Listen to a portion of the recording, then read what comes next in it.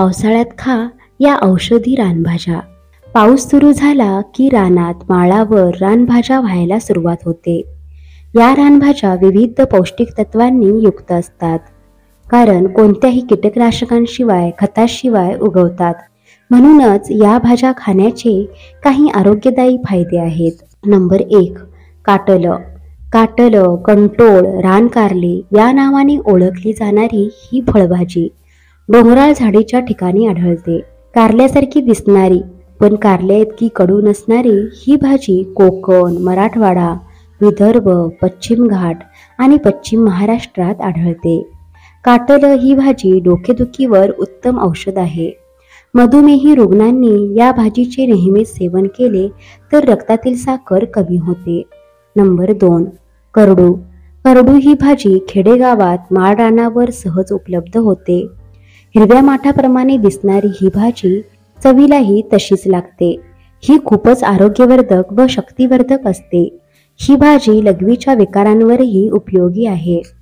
Number 3, रानआळू। आळू ही भाजी सगळ्यांच्या परिचयाची आणि लाडकी भाजी आहे। तिच्यापासून बनलेली वडी, आळूचं फतफतं कोणाला आवडत नाही। पावसाळ्याच्या दिवसात पहिल्या पावसापासूनच ही जमिनीतून डोकेवर करते। ही भाजी उत्साह, शक्तिवर्धक भाजी पावसाळ्यात श्रावणात जास्त खाल्ली जाते। नंबर 4, कुलूची भाजी। पाऊस पडल्यानंतर सर्वत्र कुलूची भाजी दिसू लागते। पावसाळा सुरू झाला की काही दिवसातच फार जोमाने ही भाजी वाढते। कुलूची भाजी कांद्याच्या पातीप्रमाणे दिसते, म्हणजेच एक प्रकारच्या गवतासारखीच दिसते। ही फक्त पावसाळ्यातच मिळते व इतर भाज्यांप्रमाणे खूप चविष्ट लागते। ही भाजी शाकाहारी आणि मांसाहारी दोन्ही प्रकारच्या अन्नपदार्थात वापरली जाते। नंबर 5, नळीची भाजी। नळीची भाजी ही वनस्पती महाराष्ट्रात सर्वत्र आढळते। पाणथळी ठिकाणी जसे की तळे, तलाव, ओलसर जमिनीवर किंवा दलदलीच्या ठिकाणी ही भाजी आढळते। ही वेलवर्गीय बहुगुणी वनस्पती आहे। हिचा नागिनीच्या आजारावर औषध म्हणून उपयोग केला जातो। तसेच अशक्तपणा, कावीळ, डोळ्यांचे आजार, श्वसननलिका दाह व यकृत विकारात या वनस्पतीचा वापर करतात। नंबर 6, काटेमाठ। काटेमाठ ही भाजी पावसाळ्यात ओसाड जमिनीवर किंवा रस्त्याच्या कडेला वाढते। बाळंतिणीच्या जेवणात या भाजीचा समावेश केल्यास अंगावरील दूध वाढण्यास मदत होते। तसेच गर्भपात होण्याचे टळते आणि गर्भाचे नीट पोषण होते।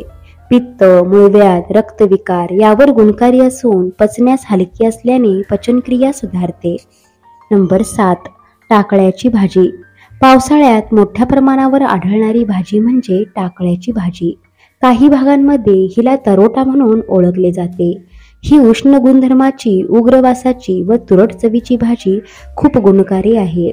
तिच्या सेवनाने वात व कफाचा नाश होतो। तसेच आपल्या शरीरावरील अतिरिक्त चरबी सुद्धा कमी होण्यास मदत होते। तसेच ॲलर्जी सदृश आजार, पित्त, हृदयविकार, खोकला या विकारांमध्ये आराम मिळतो। नंबर 8, आंबाडीची भाजी। आंबट चवीची आणि अनेक पोषक तत्वांनी युक्त असलेली चविष्ट भाजी म्हणजे आंबाडीची भाजी। या भाजीमध्ये iron, vitamin C, vitamin A, vitamin B6 यासारखे अनेक गुणधर्म असतात, जे आपल्या शरीरासाठी खूप उपयोगी असतात। नंबर 9, अळंबी। अळंबी या भाजीची चव खूपच उत्कृष्ट असते। नैसर्गिकरित्या डोंगरामध्ये उगवून आलेल्या मशरूमला अळंबी किंवा रोवणा अळंबी असे म्हणतात। हिच्या चवीपुढे चिकन, मटण देखील फिके पडते। नंबर 10, आंबेमोहर। आळशीचा मोहर म्हणजेच आंबेमोहर ही वेल सदृश्य भाजी कोकण भागात, डोंगराळ प्रदेशात, घनदाट जंगलामध्ये आढळते। श्रावण मासात येणारी ही भाजी अत्यंत दुर्मिळ व खूपच लोकप्रिय आहे। माशांच्या अंड्यासारखी दिसणारी ही भाजी चवीला खूप छान असते। तसेच तिच्यात काही औषधी गुणधर्म देखील आहेत। नंबर 11, दिंडा। दिंडा ही भाजी खास प्रसिद्ध आहे। हिची चव शेवग्याच्या शेंगासारखी लागते। फक्त पावसाळ्यातच मिळणारी ही भाजी गावाकडील लोक खूप आवडीने खातात। मित्रांनो, व्हिडिओ आवडल्यास व्हिडिओला लाईक करा, शेअर करा आणि सबस्क्राईब करा। धन्यवाद।